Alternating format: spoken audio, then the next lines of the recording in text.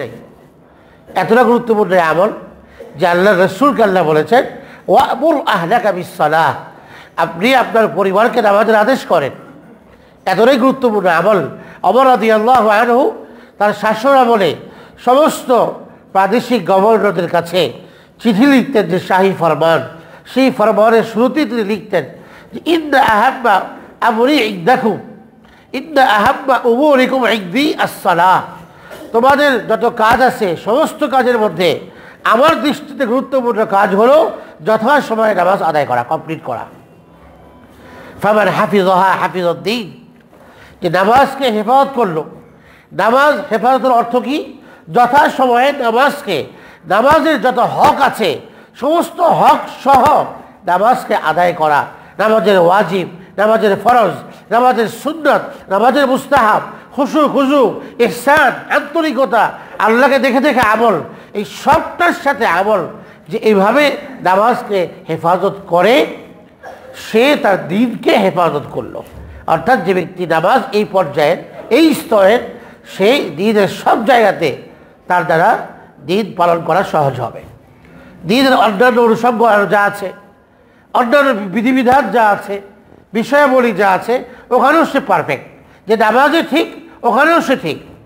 যে নামাজে ঠিক নেই, দেখা যাবে অন্যান্য আমলেও তার দ্বারা, সেখানেও তার দ্বারা সে ওখানে এই তার কমতি রয়েছে, অন্যান্য আমলে তার ভুল রয়েছে, বা অন্যান্য আমলের মধ্যে তার অনেক ত্রুটি আছে। নামাজের ত্রুটি অন্য বিধান পালনেও ত্রুটি হবে। এই জন্য আল্লাহ নবী বলেছেন যে দ্বীন নামাজকে হেফাজত করলো, সে দ্বীনকে হেফাজত করলো। আর নামাজ যে নষ্ট করলো, বাদাইআহা, যে নামাজকে নষ্ট করলো, অর্থাৎ নামাজকে আদায় করে না, নামাজের ব্যাপারে অলসতা, নামাজ 5 ওয়াক্ত ঠিকঠাকভাবে আদায় করে না, 1 ওয়াক্ত 2 ওয়াক্ত পড়ছে, 3 ওয়াক্ত ছাড়লো, তা নামাজকে নষ্ট করার অন্তর্ভুক্ত এগুলো সব। নামাজের ব্যাপারে অনীহা, এটাও নামাজকে নষ্ট করার অর্থ। নামাজে আসে ঠিক, কিন্তু নামাজে খুব তাড়াহুড়া, এটাও নামাজকে নষ্ট করার অর্থ। নামাজকে নষ্ট করলো। যেখানে নামাজের ব্যাপারে আল্লাহ পাক বলেছেন ক্বাদ আফলাহাল মুমিনুন আল্লাযীনা হুম ফী সালাতিহিম খাশিউন, নামাজে বিনম্র। সেখানে যে নামাজে তাড়াহুড়ো করে তার দ্বারা বিনম্রতা প্রকাশ পায় না। তো এরকম মুমিন, এরকম সালাতওয়ালা এই ব্যক্তি তো সফল হতে পারে না। তাই রাসূল কারীম সাল্লাল্লাহু আলাইহি ওয়াসাল্লাম বলেন যে নামাজকে নষ্ট করলো ফাহুয়া লিমা সিওয়াহা আদিয়া, সে তো দ্বীনের অন্যান্য বিষয়কে আরও দ্রুত নষ্ট করবে। যে নামাজকে নষ্ট করে তার দ্বারা দ্বীনের অন্যান্য বিধান আরও চুরমার হবে, কাঁচের গ্লাসের মতো। কাঁচের গ্লাস যখন ভেঙে যায়, তো সে যে নামাজকে ভাঙলো, যে নামাজকে চুরমার করলো, দ্বীনের অন্যান্য বিষয়াবলীতে সে সেগুলোকেও নষ্ট করবে। এই জন্য নামাজকে বলা হয়েছে দ্বীনের খুঁটি। আসসালাতু ইমাদুদ্দীন, নামাজ হচ্ছে দ্বীনের খুঁটি। খুঁটি হচ্ছে মূল অংশের মধ্যে থাকে একটা খুঁটি। তাবু যদি দাঁড়ানো হয়, মাঝখানে খুঁটির প্রয়োজন। এই খুঁটি ছাড়াই তাবু এখানে স্থির থাকবে না, পড়ে যাবে। তো নামাজ হচ্ছে দ্বীনের মূল খুঁটি। নামাজ যদি ঠিক থাকে, শুদ্ধ থাকে, যথাসময়ে আদায় হয়, তাহলে তার পুরা দ্বীনের খুঁটি ঠিক থাকে। সব জায়গায় সে দ্বীন পালনে ভর্তি হবে, অগ্রসর হবে। আর নামাজের সে অলসতা, অন্যান্য আমল পালনেও অলসতা তার দ্বারা প্রকাশ পাবে, অন্যান্য বিধানেও তার দ্বারা অলসতা প্রকাশ পাবে, ত্রুটি প্রকাশ পাবে, বিচ্যুতি প্রকাশ পাবে। এই জন্য ইবাদের পরে সবচেয়ে গুরুত্বপূর্ণ আমল যে নামাজ। আল্লাহ তাআলা আল্লাহ নবীকে বলছেন ওয়াসতাবির আলাইহা, নিজে নামাজের উপরে অটল থাকুন, অটল থাকুন। পরিবারকে নামাজের আদেশ করেন, পরিবারকে নামাজের আদেশ করেন। যে আমর বিল মারুফ, সৎ কাজের আদেশ করা, এর মধ্যে নামাজও আছে সবচেয়ে উপর স্তরে। নামাজের আদেশ করতে বলছে আল্লাহ তাআলা। আল্লাহ নবীর পরিবার পৃথিবীর সবচেয়ে দামি পরিবার। পৃথিবীতে যত পরিবার এসছে, আছে, সামনে আসবে, সমস্ত পরিবারগুলোর মধ্যে মুহাম্মদুর রাসূলুল্লাহ সাল্লাল্লাহু আলাইহি ওয়াসাল্লামের পরিবার সবচেয়ে দামি পরিবার, সর্বোৎকৃষ্ট পরিবার, সবচেয়ে বেশি পুত পবিত্র পরিবার। সেই পরিবারকে আল্লাহ তাআলা ছাড়েন নাই, সুযোগ দেন নাই, বলেছেন যে পরিবারকে আদেশ করেন নামাজের। তাহলে আমাদের অবস্থা কি? আমরা কজন আমাদের পরিবারের সদস্যদেরকে নামাজের আদেশ করি? অথচ এই বিধান তো আমাদের জন্য অপ্রযোজ্য। রাসূলকে বলা মানে আমাদেরকে বলা, উম্মতকে বলা যে আপনি আপনার পরিবারকে নামাজের আদেশ করেন আর নিজে নামাজের উপর অটল থাকুন। তো আপনার নামাজ পড়লেও আমাদের পরিবারকে নামাজের ব্যাপারে আমরা জিজ্ঞাসা করি কিনা, আমাদের অধীনস্থদের ব্যাপারে, যাদের উপর আমাদের কর্তৃত্ব আছে, তাদের কাছে তো এই দাওয়াত ফরজে আইন, নামাজের দাওয়াত ফরজে আইন, ভালো কাজের আদেশ করা এটা ফরজে আইন, গুনাহ থেকে বাঁচানোর আদেশ করা ফরজে আইন। এই আদেশটা আমরা কতটুকু পালন করছি, আল্লাহ পাকের এই জিম্মাদারি আমরা কতটুকু পালন করছি আমাদের জীবনযাপনের মধ্যে, এটা আমাদের ভাবার বিষয়। এটা যদি আমি পালন না করি তাহলে তো আমি গুনাহ করছি, এটা গুনাহ করছি আমি। এটা আমার জন্য জরুরি ছিল এই কাজ করা, সন্তানদেরকে নামাজের আদেশ করা। যে কারণে 7 বছর বয়সে ইসলাম বলল যে সন্তানকে নামাজের আদেশ করো, বলু আউলাদাকুম বিসসালাহ ও আমরা ওসামাইন। 7 বছর বয়স নামাজের আদেশ করো। 7 বছর বয়সে নামাজ ফরজ নয়, কিন্তু নামাজের আদেশ করতে বলেছেন কেন? এই জন্য যে সে যেন নামাজের সাথে অভ্যস্ত হয়ে যায়, ছোট্ট থেকেই নামাজি হয় সে। 10 বছর হলে বলছেন অদরিবু আরে, যদি নামাজ না পড়ে হালকা আঘাত করো, মৃত প্রহার করো, শাসন করো, তিরস্কার করো, যেন নামাজে আসে। তো অ্যাডাল্ট হওয়ার আগে, প্রাপ্ত বয়সে পৌঁছার আগেই সে যেন নামাজি হয়ে যায়, এই জন্য ইসলাম তার পিছনে তাকে মেহনত করতে বলেছে, তাকে প্রশিক্ষণ দেওয়া নামাজের। সে যেন যখন তার উপর নামাজ ফরজ হবে সে যেন সত্যিকার অর্থে প্রকৃত নামাজি হয়ে যায়। রাসূল কারীম সাল্লাল্লাহু আলাইহি ওয়াসাল্লামের বড় একটা উপহার এই উম্মতের জন্য মেরাজের এই রাত থেকে সফরে ছিল 5 ওয়াক্ত নামাজ। নামাজের দ্বারা বান্দা আল্লাহর সাথে ঘনিষ্ঠ সম্পর্ক তৈরি করে। নামাজ এমন এক আমল, ইবাদত, যে ইবাদতে বান্দা আল্লাহকে দেখার যোগ্যতা অর্জন করে। জান্নাতি ব্যক্তি আল্লাহকে সরাসরি দেখবে, আল্লাহ নিজের দর্শন করবে, ব্যবস্থা করবেন নিজেকে দেখানোর জন্য। জান্নাতীরা আল্লাহকে দর্শন করবে, দেখবে। এই দেখার যোগ্য মানুষ কখনো হয় যখন সে হাকিকতার প্রকৃত অর্থে নামাজি হবে, তো সে আল্লাহকে দেখার যোগ্যতা অর্জন করতে পারবে। এই জন্য আল্লাহকে দেখার, আল্লাহর দর্শনের যোগ্য করে দিলে নামাজ বান্দাকে, মুমিনকে। এই নামাজের ব্যাপারে যেন অলসতা, উদাসীনতা আমাদেরকে পেয়ে না বসে, শাবান মাস খুব বেশি আমলের সাথে সময় অতিবাহিত করার চেষ্টা করি। তো নামাজ এটা উম্মতের জন্য আল্লাহর তরফ থেকে হাদিয়া। as-salatu মিরাজুল মুমিনিন, এটা যদিও হাদিস নয় এই শব্দে, কিন্তু মর্ম সঠিক যে মুমিনের নামাজ হচ্ছে তার মেরাজ স্বরূপ। নামাজ মুমিনের মেরাজ স্বরূপ, এই কথা এই শব্দে হাদিস নয়, কিন্তু এর মর্মটা অনেক সহি হাদিস থেকে প্রমাণিত। যে কারণ প্রত্যেকটা নামাজ মুমিনের জন্য পরোক্ষ মেরাজ, পরোক্ষ মেরাজ। কারণ মেরাজ আল্লাহ নবী কথা বলেছেন আল্লাহর সাথে। প্রত্যেক নামাজে ইবাদদার ব্যক্তি তার রবের সাথে কথোপকথনে ব্যস্ত হয়। আলহামদুলিল্লাহ পরে আলহামদুলিল্লাহ রাব্বিল আলামিন, তো হাদিসে এসছে আল্লাহ জবাব দেন হামিদানি আব্দি, আমার বান্দা আমার প্রশংসা করেছে। আর রহমানুর রহিম, তো আল্লাহ জবাব দেন মাজ্জাদানি আব্দি, আমার বান্দা আমার সম্মান বরত্বের ঘোষণা করেছে। এইভাবে আল্লাহ রাব্বুল আলামিন মালিক ইয়াউমিদ্দিন পর্যন্ত জবাব দেন, তার কথার উত্তর দেন করেন। এরপরে আল্লাহ পাক বলেন, যখন সে বলে ইয়্যাকা না'বুদু ওয়া ইয়্যাকা নাস্তাঈন, তখন আল্লাহ বলেন যে এখন তুমি আমার কাছে যা চাবে আমি সবটাই তোমাকে দিয়ে দিব। তো নামাজ মুমিনের জন্য এটা আল্লাহর সাথে সে কথা বলে নামাজে। তো আমার নামাজ যদি সত্যিকার নামাজ হয়, ওই নামাজে মেরাজ হবে যে নামাজটা জামাতের সাথে আদায় হয়, যে নামাজটা খুশুখুজুর সাথে আদায় হয়, যে নামাজটার সুন্নত থাকে, মুস্তাহাব থাকে, যে নামাজের মধ্যে ইহসান থাকে। ইহসান মানে আল্লাহকে দেখে দেখে ইবাদত করা, এভাবে ইবাদত করা, এই উপলব্ধির সাথে যে আল্লাহ আমাকে দেখছেন, আমি আল্লাহকে দেখছি। এটা না হলে অন্তত এতটুকু হওয়া যে আল্লাহ আমাকে দেখছেন, এই মনোভাবের সাথে নামাজ কমপ্লিট করা, এরকম নামাজ হচ্ছে মেরাজ মুমিনের জন্য। তো সেজন্য নামাজের ব্যাপারে যত্নবান হওয়া এটা আল্লাহ রাব্বুল আলামিনের গুরুত্বপূর্ণ আদেশ। মেরাজের এই উপহার আল্লাহ পাক আমাদেরকে দিয়েছেন যেন আমরা এই শ্রেষ্ঠ উম্মত নামাজের ব্যাপারে অবহেলা না করি। দ্বিতীয় উপহার ছিল সূরা বাকারার শেষ 2টি আয়াত, ওয়া উতিয়া খাওয়াতিম সূরাতিল বাকারা। সূরা বাকারার শেষ 2 আয়াতে ঈমানের কথা আসছে। ঈমান কিভাবে হয়, মানে ঈমানের ব্যাপারে নির্দেশনা কি, এখানে এসছে, দেখে নেবেন, তাফসীর করে দেখে নেবেন, এর আয়াতের তর্জমাগুলো পড়ে নেবেন। ওখানে কিছু দোয়া আসছে। আল্লাহ রাব্বুল আলামিন আমাদেরকে দোয়া শিখিয়েছেন, আল্লাহর কাছে ইস্তেগফার করতে হয়, দোয়া করতে হয়। এবং এই দুই আয়াতের মর্যাদা সম্পর্কে হাদিসে পাকে এসছে যে আল্লাহর আরশের যে নিচে খাজানা, সেই ভান্ডার থেকে এই দুই আয়াত আল্লাহ তাআলা আমাদের নবীকে দান করেছেন।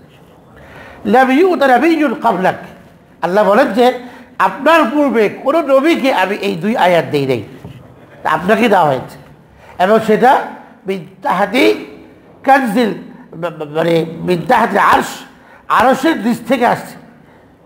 আরশের নিচে যে খাজানা, মিন কানজি তাহতিল আরশ, সেখান থেকে আসছে। এটা এই আমাদের রাসূল থেকে নিয়ে শেষ পর্যন্ত হাদিসে আসছে বাচ্চাদেরকে এই দুই আয়াতের তর্জমা শেখাও এবং বাচ্চাদেরকে এটা পড়াও। এখানে আল্লাহ পাকের নির্দেশনাগুলো জানাও বাচ্চাদেরকে, এটাও হাদিসে আসছে। শিশুদের ইমান চর্চা এখান থেকে শেখাতে বলেছেন রাসূল কারীম সাল্লাল্লাহু আলাইহি ওয়াসাল্লাম। এই জন্য এই আয়াতগুলো আমাদের জন্য এখান থেকে শিক্ষা, কীভাবে ইমানের উপর থাকতে হয়, কোন কোন বিষয় ইমান আনতে হয়, আল্লাহর কাছে চাইতে হয়, দোয়া করতে হয়, বিনয়ী হতে হয়, দাসত্ববোধের প্রকাশ করতে হয়, এই দুই আয়াতে এই নির্দেশনাগুলো দেওয়া হয়েছে। এবং হাদিসে আসছে যে ব্যক্তি রাতে শোয়ার সময় মান ক্বারাআ খাওয়াতিমা সূরাতিল বাকারা ফি লাইলাতিন কাফাতাহ, শেষ ঘুমানোর সময় যে ব্যক্তি সূরা বাকারার শেষ দুই আয়াত পরে ঘুমাবে, এই দুই আয়াত তার জন্য যথেষ্ট হয়ে যাবে। কি ব্যাপারে যথেষ্ট হবে? দুটি ব্যাখ্যা মুহাদ্দিসিনদের।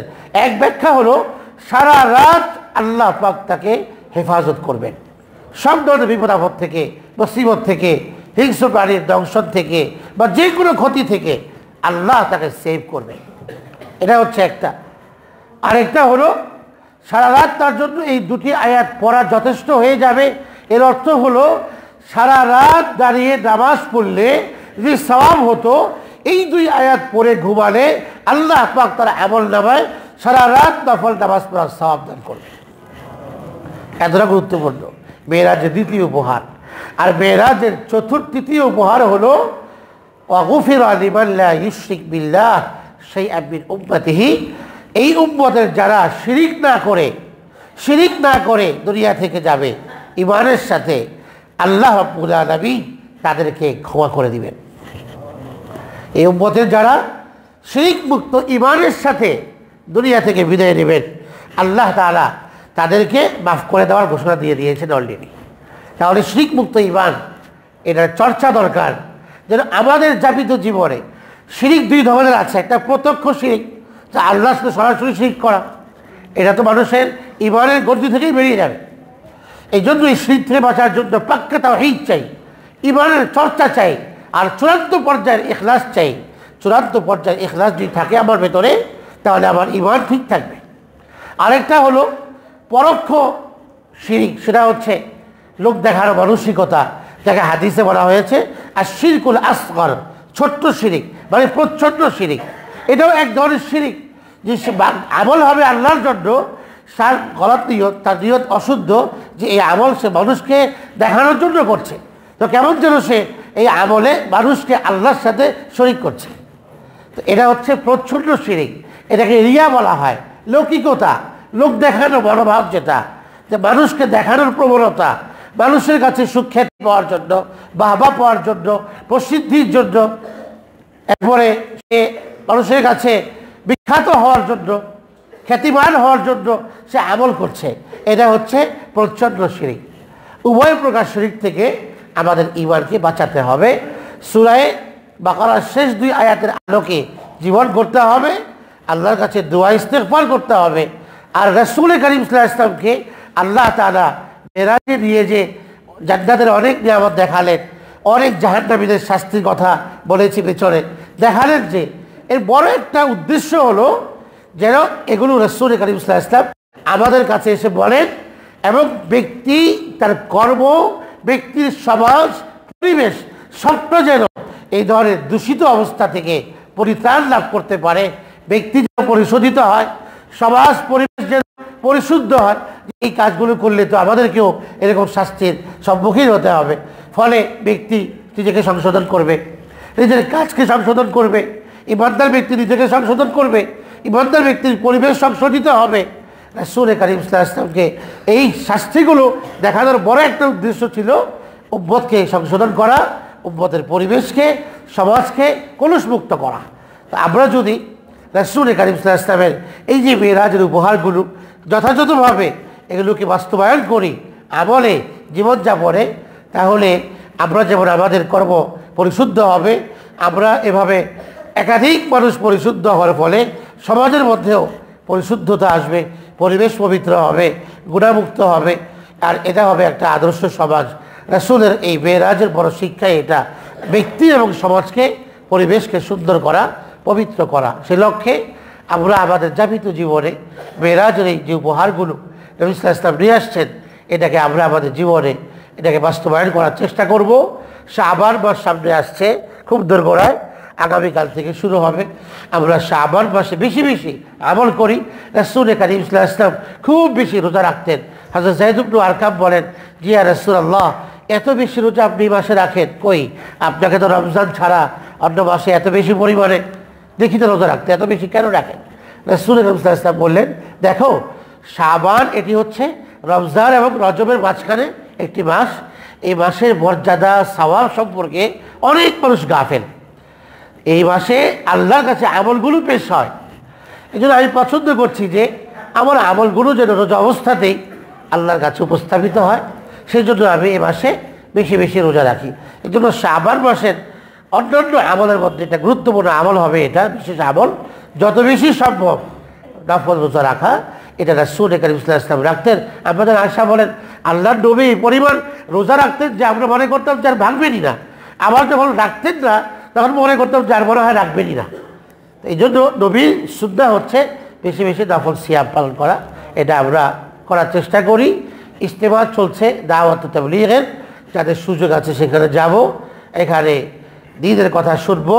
দাওয়াত এবং তাবলীগ, আল্লাহর রাস্তায় দাওয়াত দেওয়া, ভালো কথার দাওয়াত, এটা আমাদের প্রত্যেকের দায়িত্ব। শুধু দাওয়াত ও তাবলীগ ওয়াদের দায়িত্ব নয়, এটা সকল মুসলমানের দায়িত্ব মানুষকে ভালো কাজের দিকে দাওয়াত দেওয়া।